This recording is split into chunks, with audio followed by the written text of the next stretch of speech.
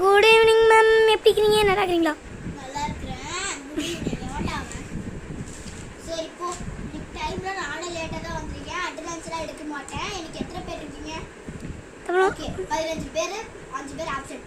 எவன் வேணா நோட் பண்ணி வச்சுக்கோங்க. நாளைக்கு வந்து நான் எப்போ நாளைக்கு மாட்டேன். ஹோம் சப்மிட் பண்ணியாச்சு. ஏன்னா நான் அவசரம் போகிறேன்னா நாளைக்கு எக்ஸாம் வைக்க போகிறேன். அதில் பாஸ் ஆகுதுல நான் வந்து பண்ணிட்டு இருக்கேன். எனக்கு மோட்லேயும் இல்லை. நான் எனக்கு ஹோம் ஒர்க் கரெக்ட் பண்ணல. நல்லா கரெக்ட் பண்ணிட்டு வந்துடுறேன். எனக்கு ஹோம் ஒர்க் இல்லை. உங்களுக்கு நான் போர்ஷன்ஸ் எடுத்துக்கிறேன். இன்னொரு நோட் வச்சுருப்பீங்களா, அதை எடுங்க. நம்ம ஹோம் ஒர்க்கே சப்மிட் பண்ண தேவையில்லை சரியா? ஸோ இன்னைக்கு வந்து பார்த்தீங்கன்னா எத்தனை இது நம்ம வச்சுருக்கோம்? 3 4 வாட பார்க்கலாம்.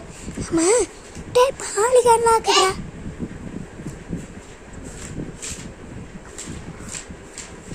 தான் வச்சுருக்கேன். 9 இருக்குது. இந்த 9ல் நாளைக்கு 5 டெஸ்ட் வைக்க போகிறேன்.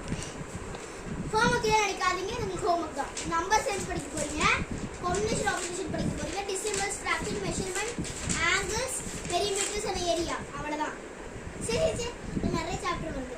நம்பர் சென்ஸ் படிக்கிறீங்க, அது படிக்க தேவையில்ல. Operations, decimals, fractions, measurements, angles இது மட்டும் படிச்சுட்டு வந்துடுங்க. அதாவது நம்பர் சென்ஸ்லாம் நீங்கள் படிக்க தேவையில்லை. ஆர்டர் ஆஃப் ஆப்ரேஷன்ஸ், ஆர்டர் ஆஃப் ஆப்ரேஷன்ஸில் டிமாஸ் இல்லைன்னா பீட் பாஸ் அதுதான் வந்து ஃபாலோ பண்ண போகிறீங்க.